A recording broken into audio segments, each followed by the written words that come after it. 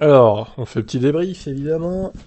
Des qualifs, Verstappen bat Mercedes pour la pole position en France. Voyons donc déjà la grille de départ, avant de commencer. Donc Verstappen 29, 990, Hamilton deuxième sur la Mercedes, devant son équipier. Bottas donc, Perez quatrième, devant Sainz, Pierre Gasly sixième, très bien pour le Français à domicile. Charles Leclerc septième, devant Norris, Alonso et Ricciardo, qui boucle le top 10. Ocon, juste en dehors du top 10, 11e. Un peu décevant de la part du Français, à domicile. Vettel 12e. C'est pas terrible, mais on pouvait s'attendre à pire vu les essais. Il limite la casse, on va dire. Giovinazzi 13e, Russell 14, Mick Schumacher 15. Suivent Latifi, Raikkonen, qui est encore passé complètement au travers de ses qualifs. Mazepin 18, Stroll 19, qui a pas eu le temps de refaire un tour, on va dire, suite au crash de Tsunoda, qui est dernier. Très bien, allez, on passe à Hamilton, qui s'attendait à pire en qualif ou Paul Ricard. Le week-end a été compliqué pour le pilote Mercedes. C'était un week-end très très difficile mentalement, et pour essayer de mettre la voiture dans une bonne fenêtre de fonctionnement, vous ne croirez pas le nombre de changements que j'ai fait depuis les premiers essais, en tournant rond et en revenant là où nous avions commencé. Hamilton confirme que, comme à Bakou, les essais libres étaient très compliqués pour lui et qu'il a réussi à se remettre dans le bain avant les qualifs. J'ai été globalement insatisfait de tout le week-end dans la voiture. Hamilton concède la supériorité de Verstappen et Red Bull lors des qualifs et depuis le début du week-end. La donne sera différente en course, et avec les réservoirs pleins et les possibles apparitions de la pluie. Félicitations à Max, ils ont fait un travail incroyable ce week-end et ils sont incroyablement rapides. Ils ont un tout nouveau moteur ce week-end et sont rapides en ligne droite, on adore cette bataille. Nous allons continuer à pousser, à nous battre et à tout donner. Leur rythme sur les longs relais est 1 ou 2 dixièmes de seconde plus rapide que le nôtre, mais la voiture est très différente maintenant. Nous allons nous battre au premier virage et il pourrait y avoir des stratégies intéressantes demain. Il pourrait y avoir aussi de la pluie, ça j'y crois pas trop, et la chance de voir quelqu'un dominer sous la pluie. Alors Bottas, je suis évidemment un peu déçu d'être troisième, on ne peut pas se réjouir de ça, mais je suis vraiment heureux d'avoir laissé les difficultés des dernières courses derrière moi. Cela va clairement bien mieux ici. J'étais compétitif tout le week-end, je suis proche de Lewis ici, je regrette juste un peu de survirage dans mon premier tour en Q3. Je suis content de mon deuxième tour, il faudra voir dans les données pourquoi je perds un peu de temps. Bottas pense que la dégradation des pneus sera difficile à prévoir, avec les pressions modifiées. Tout est possible demain en course, mais Red Bull a un rythme de course solide aussi. Nous semblions un peu mieux hier, nous verrons. Tout est possible avec la dégradation des pneus ici, et la donne a changé avec les pressions. Verstappen, une pole qui signifie beaucoup pour Ricard. Un baston de Mercedes qui est tombé. Jusqu'à présent, le week-end a été très positif sur une piste qui est normalement difficile pour nous. Obtenir la pole est vraiment sympa ici face à Mercedes. Super journée pour nous, mais nous devons terminer le travail demain et obtenir 25 points, ceux que nous avons perdus à Bakou. C'est une belle promesse à soutenir de notre côté. Pour la course, la voiture se comportait bien vendredi sur les longs relais. Mais alors, je l'attends avec impatience. C'est vraiment lors des essais libres 2 qu'on a trouvé ce qu'il fallait pour la voiture. Christian Horner, son patron, est évidemment heureux. Le Castellet, ça a été vraiment un bastion Mercedes ces dernières années. Si nous pouvions les battre ici, nous pouvons vraiment les battre n'importe où. Il n'y a pas tort à Horner, hein. C'est vraiment surprenant qu'ils les aient battus à plat de couture, je dirais pas ça, mais ils les ont battus quoi. Alors Leclerc, j'ai eu beaucoup de mal aujourd'hui, admet Leclerc, 7ème sur la grille. Surtout en qualif, je savais où trouver des dixièmes, j'étais confiant de pouvoir tout assembler correctement, comment prendre les virages, mais ça n'a pas marché comme je le pensais. J'ai eu beaucoup de mal avec le train avant de la voiture. Carlos a bien mieux piloté que moi aujourd'hui, donc bravo à lui. Je suis assez heureux de mon dernier tour en Q3, mais je ne peux pas être content d'une 7ème place. Pour la course demain, j'espère faire la différence au départ et gagner des places. Avec mes pneus, nous verrons, nous pouvons marquer de bons points. Très bien. Ok pour Charles. Tsunoda pense avoir cassé sa boîte de vitesse. Oh non. En plus de s'être craché, il a pété sa boîte. Non mais c'est pas vrai quoi. Nul. Virez-le. Bon, je vous résume pas ce qui s'est passé. Hein. Un gros contact sur le mur, comme vous le voyez, en fin de Q1. Après mon tête à queue, j'ai essayé de redescendre des rapports pour atteindre la première et relancer. L'aileron arrière était cassé, mais je pensais pouvoir me sortir de là. Mais la boîte ne fonctionnait pas. Je me suis ensuite mis au point mort et la marche arrière fonctionnait également, mais je pense que l'embrayage ne fonctionnait pas. Et la voiture ne bougeait pas du tout. J'espère que ce n'est pas un problème de boîte de vitesse. D'accord, donc il a juste déclaré ça, quoi. Ok, d'accord. Il y aura peut-être d'autres déclarations de lui tout à l'heure. Une queue depuis un crash. Schumacher voit malgré tout la lumière au bout du tunnel chez As. Mazepin a seulement 2 dixièmes de Kimi. Alors, il va décrire son erreur, Mick. J'ai poussé trop fort dans le virage et ça a fait sortir à l'arrière. La voiture est très affectée par le vent. Je ne sais pas si ça aurait déclenché un survirage supplémentaire. Néanmoins, nous avons réussi à participer à notre première séance de Q2 de l'année. Alors, techniquement, tu n'y as pas participé. Hein. Tu t'es craché à la fin de Q1, donc t'as pas mis tes roues en Q2. Hein. Donc les choses s'améliorent et j'espère que nous pourrons avoir plus de ces journées à l'avenir. Il y a des dégâts sur la voiture, nous ne savons pas encore à quel point. Si tout est ok, nous allons commencer à partir de là, évidemment. Sur le papier, c'est ce qui compte pour moi. Si quelque chose arrive, j'ai 53 tours à rattraper. Je suis optimiste, et je pense que nous voyons la lumière au bout du tunnel, l'équipe est plus motivée chaque jour. Je suis plus motivé chaque jour, et ces résultats prouvent que notre travail acharné porte ses fruits. Ouais, alors bon, faut pas non plus se voiler la face, hein. Chez As, ça fera 18 et 19, hein. Voire 19 et 20 s'il n'y a pas d'abandon, quoi. Je n'étais pas entièrement satisfait de notre voiture, déclare Mazepin. Nous avons des essais libres qui vous donnent le temps de vous mettre dans le bain et d'établir votre temps, mais la Q1 peut parfois être très différente, malheureusement. Je n'ai pas fait mon temps au moment où il fallait le faire et aussi vite qu'il le fallait. Si vous avez deux drapeaux rouges dans une séance et qu'elle est si courte, c'est ce qui arrive. Si vous regardez les statistiques des choses comme ça, si vous regardez les statistiques des choses comme ça n'arrive pas souvent. Mais évidemment, quand ça arrive, le sommeil de samedi soir est un peu interrompu, dirons-nous. C'est juste une de ces choses, la course est si longue que l'on finit là où on a de la vitesse, alors on verra bien. Alors, déclaration de Steiner, je vais vous la lire quand même, parce que voyons ce qu'il a dit sur Mick. Cela aurait été une bonne journée si nous n'avions pas eu d'accident lors du dernier run de Mick. Nous sommes toujours en train d'étudier la boîte de vitesse, et si nous devons la changer ou non. Pour l'instant, il semble que ce ne soit pas le cas, alors espérons que ça reste comme ça. Car ce serait la première fois cette année que nous entrerions en Q2. Sinon, rien d'important à signaler. Espérons que nous pourrons repartir de là où nous sommes maintenant. Ok, super. Alors, Saints, c'est un week-end difficile, les pneus ont un tel grip qu'il est toujours facile de faire glisser l'avant et d'avoir l'impression de sous-virer, explique-t-il. Il faut vraiment contrôler l'entrée pour essayer d'atteindre la limite des pneus, mais ne pas la dépasser. C'est difficile car quand vous attaquez trop et dépassez cette limite. Ce week-end, je me sens néanmoins à l'aise, poursuit-il, qui confirme que la SF21 ne reçoit pas et ne recevra pas de grosses améliorations cette saison. Jusqu'ici, cette année, hormis les petits détails, aucune grosse évolution n'a été faite. Toute la concentration se porte sur l'année prochaine. Nous voulons faire un pas en avant l'année prochaine et jusqu'ici, on a réussi à progresser sur la compréhension de la voiture. On a changé les petites pièces pour la rendre plus rapide. Ok pour Carlos. Perez perd la première ligne sur une baisse de puissance moteur Honda. Ah ouais? Intéressant ça. Il a révélé avoir une baisse de puissance moteur qui selon lui lui a coûté une place au premier rang de la grille de départ. Perez est ainsi déçu de finir 4ème à 5 dixièmes de seconde de son équipier environ, mais le Mexicain a une bonne explication pour ça. Nous avons montré un bon rythme tout au long des qualifs, la progression était là, je me sentais assez à l'aise pour entrer en Q3 sans forcer. Malheureusement, sur mes 2 tours, je n'ai pas réussi à être au niveau attendu. Sur le premier notamment, j'ai eu une baisse de puissance moteur qui m'a coûté pas mal de temps au tour, la première ligne. Sur le second tour, j'ai fait une erreur au virage 12. Donc, ne pas boucler ce tour correctement m'a coûté cher, définitivement verrouillé. La première ligne était possible pour nous aujourd'hui. Ah ouais, voilà, là, pour la deuxième tentative, il peut s'en prendre qu'à lui-même du coup. Mais c'était une longue journée qui nous attend demain et nous sommes toujours en bonne position. Nous avons un bon rythme de course, concentrons-nous donc dessus. Red Bull s'est tourné ce week-end vers un élan arrière à faible appui pour tenter de réduire l'avantage de vitesse en ligne droite de Mercedes. Perez pense que cette décision portera ses fruits en course. Oui, je pense que c'est un avantage le jour de la course. Nous avons une bonne vitesse en ligne droite, nous sommes capables de passer rapidement dans les virages, tout en prenant soin des pneus. Je pense qu'il a beaucoup à jouer demain. Ok Sergio, on t'attend au tournant. Williams ramène un bon résultat d'ensemble. Encore une Q2 pour Russell. On commence avec lui d'ailleurs, c'était une bonne séance, mais un peu difficile avec les drapeaux rouges et le trafic à gérer.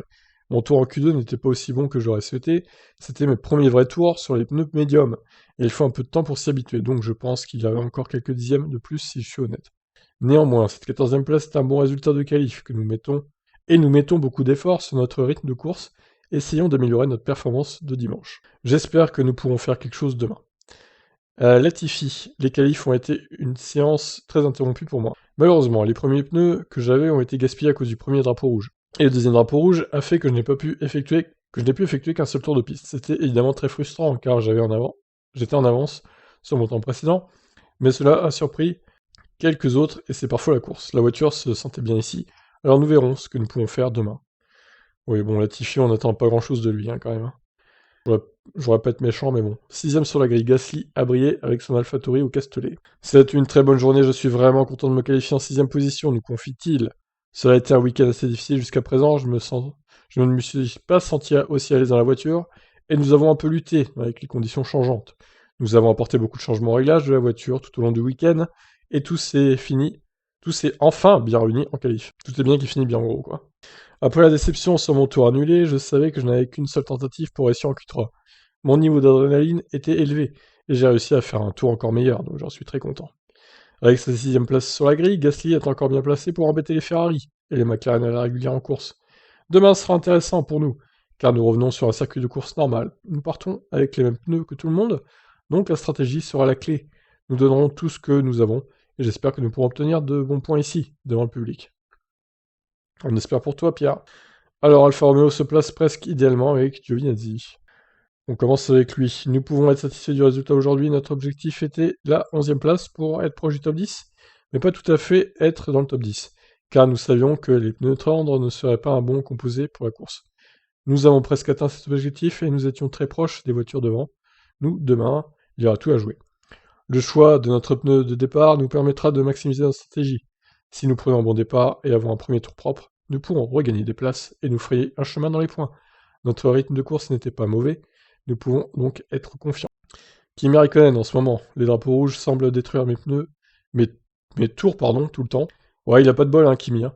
J'étais sur un bon tour, le temps allait être bon, mais quand le drapeau rouge est sorti, c'était fini. En fin de compte, c'est comme ça, et je n'y peux rien. 7ème place n'est pas idéal, mais demain est un autre jour.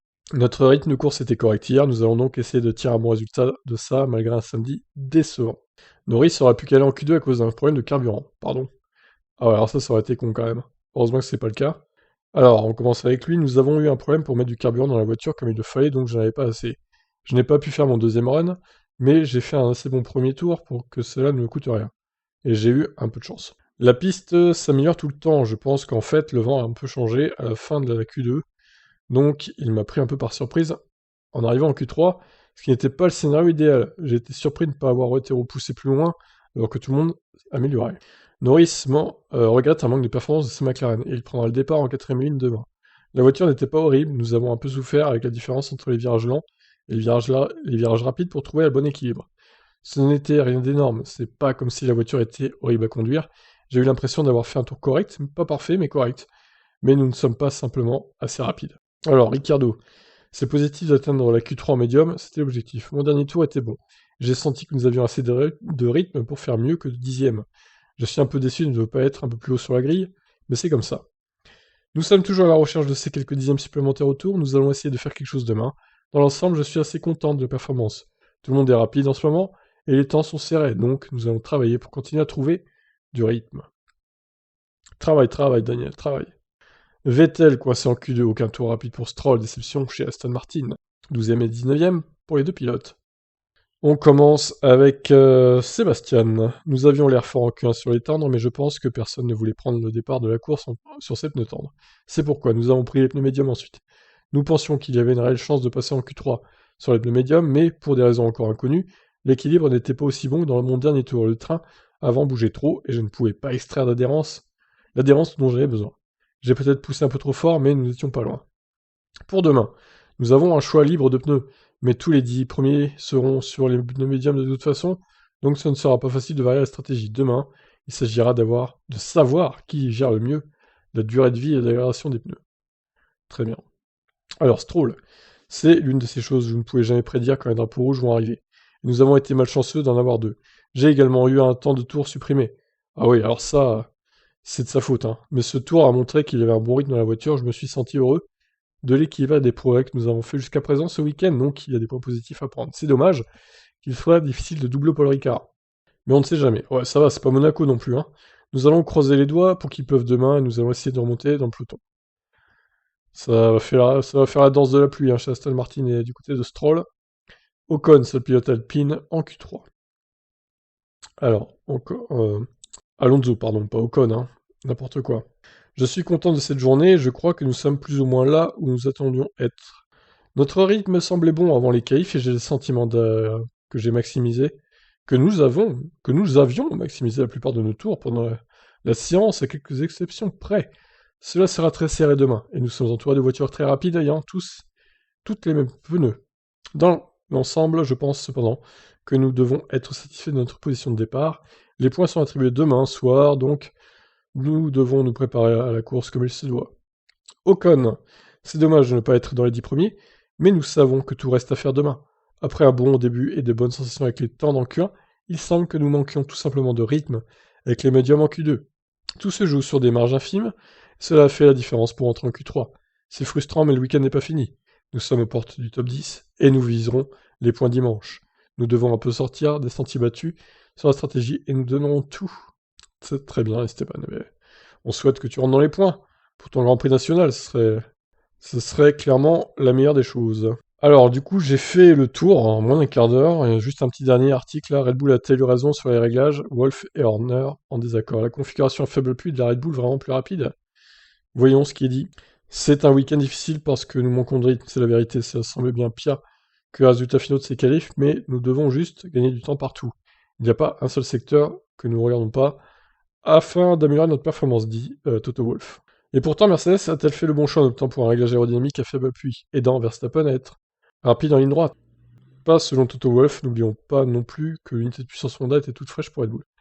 Alors, c'est Red Bull hein, qu'il faut dire, pas Mercedes, là, qu'est-ce qu'il raconte dans l'article? Nous croyons que d'après la simulation, c'était la version de réglage la plus lente. Vous pouvez voir qu'ils étaient rapides en ligne droite, mais si on mise tout sur un aileron, pour avoir une config à faible appui aéro, on va perdre tout dans les virages, beaucoup plus. C'est vrai, ça dépend vraiment du circuit. Hein. Et comme souvent, Horner n'est pas en accord avec son homologue. Il pense bien que les réglages ont aidé Verstappen à faire le meilleur temps. Nous avons retiré un peu d'appui sur la voiture. Vous pouvez probablement le voir par la taille de l'aileron arrière entre nous et la Mercedes. Nous utilisons moins d'énergie dans le secteur 2, donc nous allons plus vite dans la ligne droite parce que nous avons moins de résistance là-bas. Nous arrivons toujours à faire un très bon temps dans le secteur 3, donc ça nous aide à générer un temps au tour compétitif ici. Espérons que nous serons bons pour la course de demain. Rosberg remarquait avant le Grand Prix que Toto Wolff ciblait trop Christian Horner, en ayant un agenda personnel, se détournant peut-être de l'essentiel de son travail. N'est-il pas en effet trop perturbé par la guerre verbale entre lui et le patron de Red Bull? Je pense que c'est fantastique que ça nous arrive. Aucune année n'a jamais été facile, mais celle-ci a atteint un nouveau niveau et c'est génial. Chacun a son objectif, mais Christian n'est pas objectif. N'est pas mon objectif, pardon. Il y a d'autres personnes. Voilà, c'est la guerre hein, dans le clan de Toto Wolff, visiblement. Voilà, j'en réactualise vite fait, mais a priori, bon, le reste, c'est pas en rapport avec les qualifs. Voilà pour ces qualifs du Grand Prix de France. Je vous dis à demain, évidemment. 15h sur la chaîne Tip Stories. Le lien dans la description si vous ne savez pas. À demain, bye bye.